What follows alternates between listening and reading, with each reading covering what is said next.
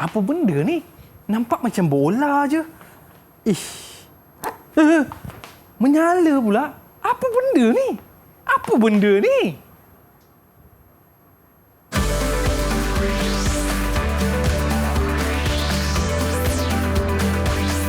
Didik TV KPM. Hai, Assalamualaikum warahmatullahi wabarakatuh dan salam sejahtera diucapkan kepada seluruh penonton Didik TV KPM. Anda bersama saya, Aiman Sufian Azman. Pada hari ini, kita dalam mata pelajaran yang cukup menarik iaitu mata pelajaran Reka Bentuk dan Teknologi Tingkatan 1. Banyak aktiviti yang kita nak buat pada hari ini. Tapi sebelum tu, jom kita berkenalan dengan guru kita terlebih dahulu.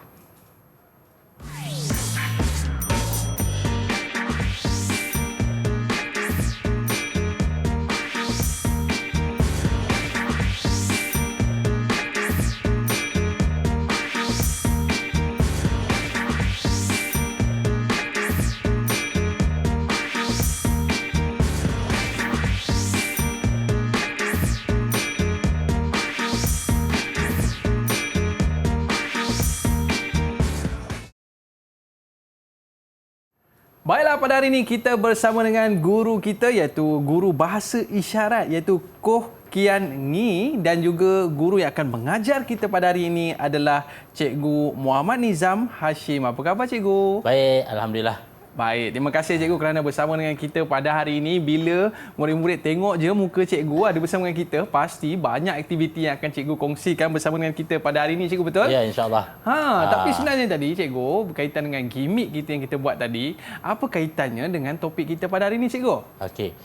Gimmick pada hari ini yang Aiman tengok tadi rasmi, sebenarnya itu adalah satu model.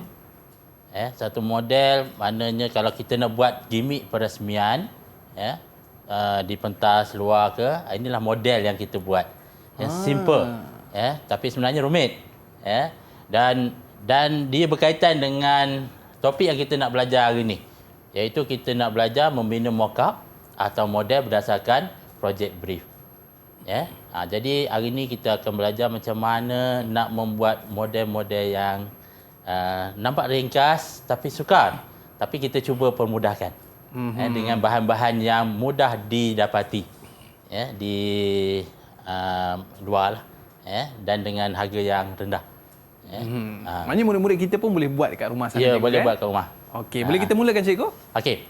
Untuk tajuk RBT hari ini, Reka Bentuk dan Teknologi, kita pergi kepada pelajar tingkatan 1, iaitu topik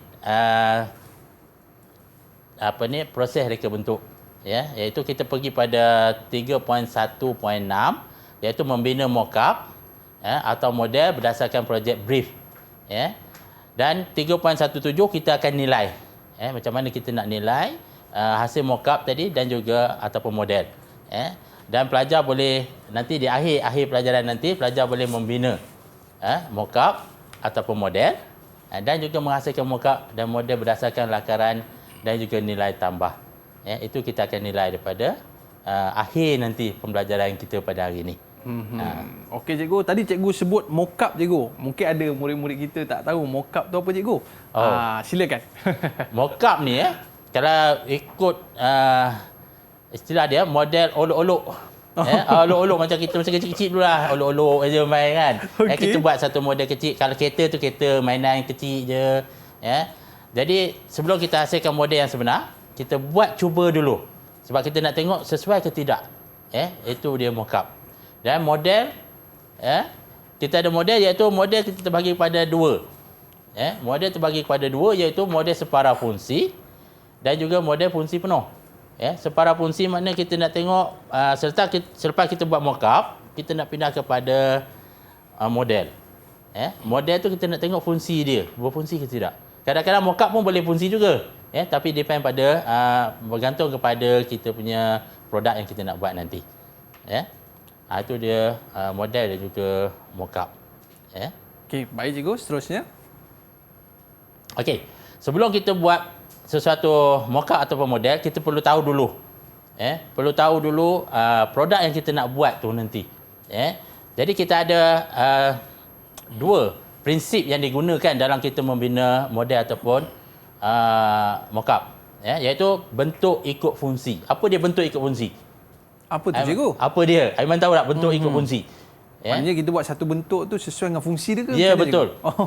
Kita buat tetapi tak ada nampak cantik, canggih ke, tak ada.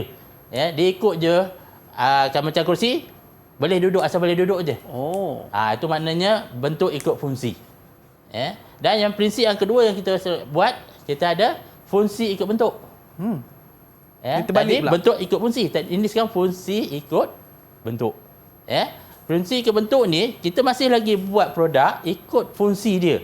Dan kita buat dengan elemen-elemen yang ergonomik. Kalau kita tengok pada kerusi tu, nampak kedudukan kita selesa. Ergonomik. Kita duduk pun tenang je rasanya. Jadi maknanya ergonomik estetik. Ada setengah negara tu dia nak gambarkan sesuatu negara, dia letakkan estetika dia. Estetik satu negara. Contoh kalau Malaysia. Malaysia dia lambang dia apa? Wow. Itu maksudnya dia ada estetik. Itu maknanya fungsi ikut bentuk. Itu di prinsip bila kita membuat reka bentuk ni. Beza cikgu Memang beza. Okey. Okey. Baik cikgu. Seterusnya mungkin sebelum kita nak mulakan cikgu Okey. apa lagi yang boleh kita tahu tentang alat-alat dan sebagainya? Okey. Sekarang ni kita nak ikut alat yang nak kita gunakan dalam membuat mock-up ataupun model. Saya ada senaraikan bahan dan juga alat-alat yang tersedia. Kalau tengok atas meja tu, kita nampak kita ada gam. Kita ada gam. Kemudian kita ada pembaris keluli. Kita ada pembaris keluli. Yang ni cikgu? Pembaris keluli. Kemudian kita ada pisau. Cuma di sini nak ingatkanlah, bila kita guna pisau ni, maklumlah kalau pelajar-pelajar di rumah nak guna, minta diawasi oleh ibu bapa lah. Nanti terpotong jari nanti, susah Jadi kita perlu ada keselamatan sikit di situ. Kemudian kita ada gunting. Kita ada gunting untuk senang kita nak potong. Sebab kita nak buat mock-up ni, kita nak potong kertas yang ada ataupun alat kita gunakan. Dan bahan seterusnya yang kita ada glue panas. Glue panas ni untuk melekatkan. Melekatkan menggunakan kuasa elektrik lah. Kuasa elektrik. Jadi ini pun pelajar kena hati-hati juga bila guna glue panas ini.